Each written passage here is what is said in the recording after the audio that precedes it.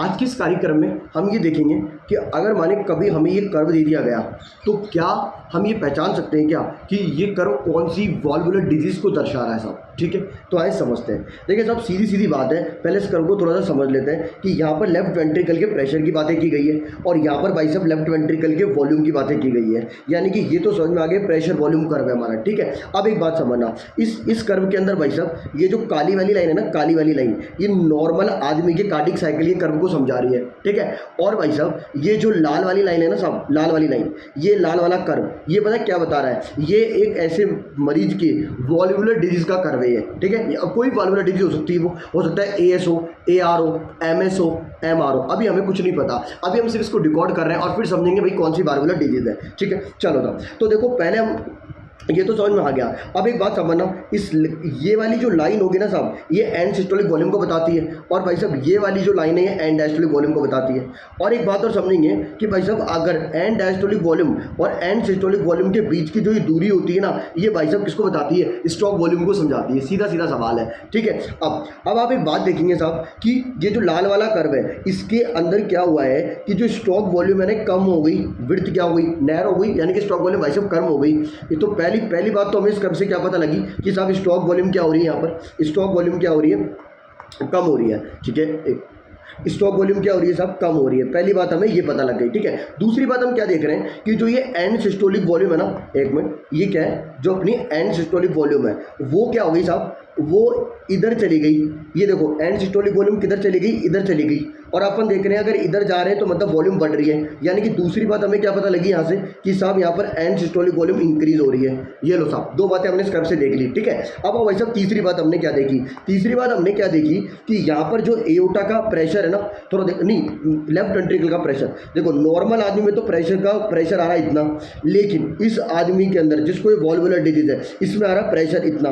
तो बताओ प्रेशर बढ़ गया नहीं बढ़ गया? लेफ्ट वेंट्रिकल का बढ़ गया। यानी कि तीसरी बात हमें क्या पता लगी कि इस कर्व में देखो प्रेशर क्या आ रहा है? बढ़ा हुआ आ रहा है। अगर आप गौर से देखोगे तो ये लीजिए कि सर यहाँ प्रेशर क्या आ रहा है? लेफ्ट वेंट्रिकल का बढ़ा हुआ आ रहा है। तो तीसरी बात हमें क्या पता लगी? तीसरी बात हमें ये पता लगी कि साहब यहाँ पर लेफ्ट वेंट्रिकल का प्रेशर क्या हो रखा है? बढ़ा हुआ है साहब। तो अब तक हमने तीन बातें सीख ली। अब ये तीन बातों को लेकर अगर मैं मार्केट में घुमाना साहब, तो मुझे पता लगा ये तीनों बातें पता है बीमारी को बता रही है जिसका नाम है एओर्टिक स्टेनोसिस। ऐसे समझते कभी एओर्टिक स्टेनोसिस से क्या समझाना चाह रहा है? ये तीन बातें एओर्टिक स्टेनोसिस में कैसे पता लगी? तो ऐसे समझते हैं इन बातों को।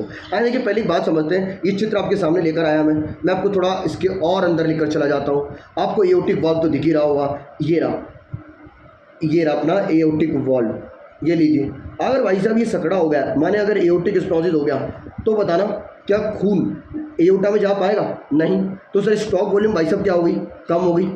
और क्योंकि खून एओर्टा में तो गया नहीं, तो यहीं पड़ा वेंट्रिकल के अंदर, तो बताना एंड सिस्टोलिक वॉल्यूम वो क्या हो जाएगी? इंक्रीज हो जाएगी। ये दो बातें साफ साफ क्लियर है भाई साहब? ठीक है साहब। तीसरी बात समझते हैं। तीसरी बात क्या है कि साहब अगर माने यह रास्ता एओर्टिक स्टेनोसिस हो गया, तो बताना लेफ्ट वेंट्रिकल को तेजी से कॉन्ट्रैक्ट करना पड़ेगा।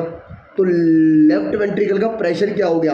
लेफ्ट वेंट्रिकल का प्रेशर क्या हो गया? इंक्रीज हो गया। तभी तो वो खून को कहाँ डाल पाएगा? एओर्टा में डाल पाएगा।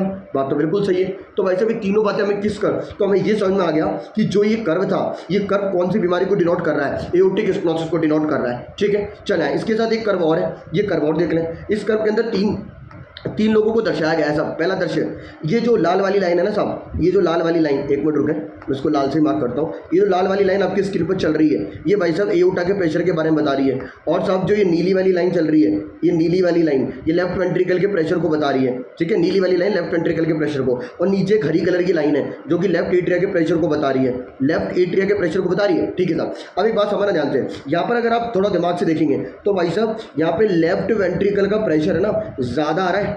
लेफ्ट वेंट्रिकल का प्रेशर ज़्यादा आ रहा है किसके मुकाबले में? एओर्टा के प्रेशर, एओर्टिक प्रेशर के मुकाबले में। देखिए ऊंचा हुआ है लेफ्ट वेंट्रिकल, नीली वाली लाइन ऊपर है किसके मुकाबले में? लाल वाली लाइन के मुकाबले में। तो भाई साहब लेफ्ट वेंट्रिकल का प्रेशर किससे ज़्यादा हो गया? एओर्टिक प्रेशर से। अब बताइए बात सच है गलत है? तो समझ लेते हैं। तो एक बात, देखो ये हमें लेफ्ट वेंट्रिकल भी दिख रहा है और हमें एओर्टा भी दिख रही है। भाई साहब हमने कर दिया एओर्टिक स्टेनोसिस, यानी कि रास्ता सकड़ा हो गया। अब क्योंकि खून लेफ्ट वेंट्रिकल में ही पड़ा रहेगा, खा नहीं जा पाएगा ढंग से, एओर्टा में नहीं जा पाएगा, तो एओर्टा का प्रेशर तो क्या हो गया, एओर्टा का प्रेशर तो क्या हो गया, कम हो गया। और लेफ्ट वेंट्रिकल में क्योंकि खून पड़ा हुआ है तो लेफ्ट वेंट्रिकल का प्रेशर क्या हो गया, इंक्रीज हो गया। यही बात तो कर्व समझाने की कोशिश कर रहा है, जाकर देख लें। तो अगर ये कर्व आज के बाद आपके पास आ जाए तो आप क्या कहेंगे कि साहब एओर्टिक स्टेनोसिस है। अगर कभी की बातें पसंद आई लाइक करें, सब्सक्राइब करें और शेयर करें।